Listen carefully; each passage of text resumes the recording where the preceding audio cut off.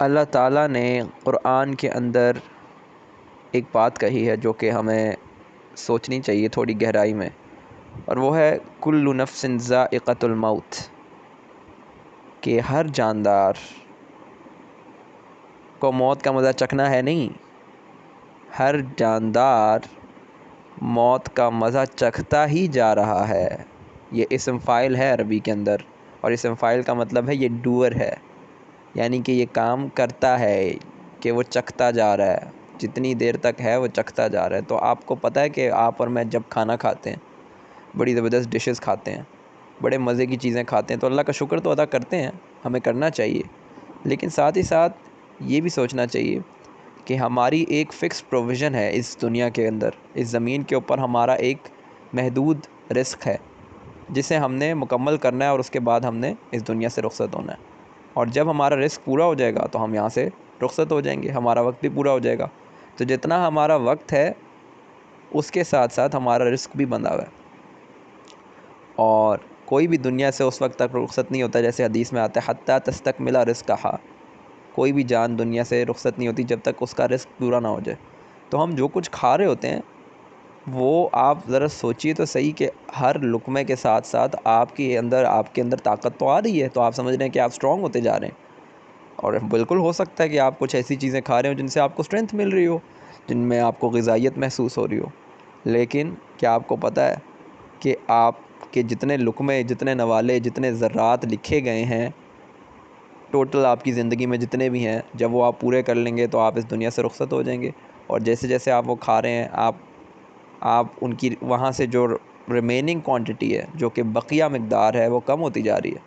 مثال کے طور پر اگر آپ نے 10 لاکھ نوالے کھا کر دنیا سے رخصت ہونا ہے، تو ابھی جو آپ نے نوالے کھائے ہیں تو آپ کے اگر 1 لاکھ ہو گئے ہیں تو 9 لاکھ باقی ہیں پیچھے، اور ابھی آپ نے مزید 10,000 نوالے کھائے تو پیچھے 8,90,000 باقی رہ گئے۔ تو یہ آپ کا وقتاً فوقتاً، لمحہ بلمحہ، آپ بتدریج آپ جا رہے ہیں اپنی منزل کی جانب، اور اللہ کا اصول ہے کہ دنیا کی جتنی چیزیں ہیں، کائنات کی ساری چیزیں گردش میں، کوئی بھی چیز ریسٹ میں نہیں ہے، الٹیمیٹلی ریسٹ میں کچھ بھی نہیں ہے، ثبات ایک تغیر کو ہے زمانے میں، پورے زمانے میں صرف ایک چینج کانسٹنٹ ہے، باقی چیز تو کوئی کانسٹنٹ ہے ہی نہیں، ہر چیز جو ہے وہ حرکت میں ہے، کوئی چیز جو ہے وہ کمپلیٹ ریسٹ کے اوپر، ایبسلوٹ ریسٹ میں تو ہے ہی نہیں۔ اس کا مطلب ہے کہ سورج بھی گردش کر رہا ہے، چاند بھی گردش کر رہا ہے، زمین بھی گردش کر رہی ہے، میں بھی گردش میں ہوں، آپ بھی گردش میں ہیں، ہم سب موومنٹ کر رہے ہیں۔ کوئی چیز ہمارے سامنے پڑی ہوئی بھی ہوتی ہے تو اس کے ایٹمز اس میں موو کر رہے ہوتے ہیں، وہ اپنی ہماری نظروں کے سامنے اگر بے شک وہ ایک ساکن شے کے طور پہ پڑی ہوئی ہے کہ یہ موو نہیں کر رہی ہے، حرکت نہیں کر رہی ہے، اور ہم اسے کہیں گے کہ یہ تو بالکل ایک جگہ پر پڑی ہوئی ہے، لیکن کیونکہ وہ اس کے ایٹمز موو کر رہے ہیں تو اس کے باوجود اس میں حرکت موجود ہے۔ اور پھر زمین کے اوپر وہ اگر پڑی ہوئی ہے تو زمین خود گردش میں ہے تو وہ بھی موومنٹ میں ہے، تو الٹیمیٹلی ہر چیز جو ہے وہ گردش میں ہے، کوئی بھی چیز جو ہے وہ رکی ہوئی نہیں ہے، وقت بھی گردش میں ہے، حالات بھی گردش میں ہے، انسان بھی گردش میں ہے، اور کل یجری لاجل مسمى، ہر چیز گردش کر رہی ہے اپنے فکس ٹائم کی طرف۔ میں آپ کو یہ بات بھی متعارف کرانا چاہتا ہوں یہاں پر کہ جس طرح 3 ڈیمینشنز ہوتی ہیں، لینتھ، ہائٹ، وڈتھ، اس کے ساتھ ساتھ ایک 4 ڈیمینشن کا بھی کانسیپٹ ہے جسے ہم ٹائم ڈیمینشن کہتے ہیں، اور جس طرح زمین کے اوپر کوئی چیز پڑی ہوئی ہوتی ہے جو کہ مادہ ہوتا ہے، جو کہ چلتا پھرتا ہے، جو کہ موو کر سکتا ہے، جسے ہم کوئی چیز کہہ سکتے ہیں، جیسے انسان ہے تو انسان کی ایک مادی شکل بھی تو ہے، ہمارا جسم بھی تو ہے، تو ہمارے جسم کی جس طرح سے ایک لینتھ ہے، ایک وڈتھ ہے اور ایک ہائٹ ہے، اسی طرح سے ایک ٹائم بھی ہے، ہماری یہ بھی ڈیمینشن ہے، اور جتنا ہماری لینتھ فکسڈ ہے، جتنا ہماری وڈتھ فکس ہے، جتنی ہماری ہائٹ فکسڈ ہے، اور جتنا ہمارا ٹائم فکسڈ ہے، ہم نے اس سے آگے نہیں جا سکنا۔ تو یہ چوتھی ڈیمینشن کو اگر ہم کنسیڈر کریں تو ہمارا ٹائم بھی فکسڈ ہے، اور ہم وقتاً فوقتاً، لمحہ بلمحہ، بتدریج اپنی اس منزل کی جانب جا رہے ہیں جہاں ہمارے جسم کو فنا ہونا ہے، اور یہ لازمی امر ہے، کیونکہ اللہ تعالیٰ کی تخلیق کا پروسیس، ہر چیز کو اللہ تعالیٰ نے ڈبل ڈبل پیدا کیا، پیئرز میں پیدا کیا، اللہ کی ساری تخلیق ڈبل ہے، پیئر ہے۔ انسان کی اپنی ذات جو ہے وہ پیئر کا مجموعہ ہے، انسان کے اندر جسم ہے جو کہ مادی شے ہے، اور روح ہے جو کہ عالم امر سے تعلق رکھنے والی ایک کمپوننٹ ہے انسان کا، اور وہ بہت اعلیٰ و عرفہ شے ہے۔ اسی طرح آپ نباتات میں دیکھیں گے تو بھی میل فیمیل آپ کو وہاں بھی ملیں گے، انسانوں میں بھی میل فیمیل ملیں گے۔ اسی طرح آپ دن رات کو دیکھ لیں، آپ اندھیرا روشنی کو دیکھ لیں، آپ کسی بھی چیز کو اٹھا لیں تو اللہ تعالیٰ نے وہاں پر ڈویلٹی رکھی ہوئی ہے، اور اللہ تعالیٰ نے چیزوں کو پیئرز میں تخلیق کیا ہے۔ یہ اللہ تعالیٰ کی میٹر ہے تو اینٹی میٹر بھی ہے، تو بلیک ہول ہے تو وائٹ ہول بھی ہوگا۔ اسی طرح اللہ تعالیٰ نے ہر چیز کے اندر ایک ڈویلٹی رکھی ہے، پیئرز میں اللہ تعالیٰ نے کریٹ کیا چیزوں کو، اللہ تعالیٰ نے جوڑوں میں پیدا کیا انسان کو اور تمام مخلوقات کو۔ اور اس کا ایک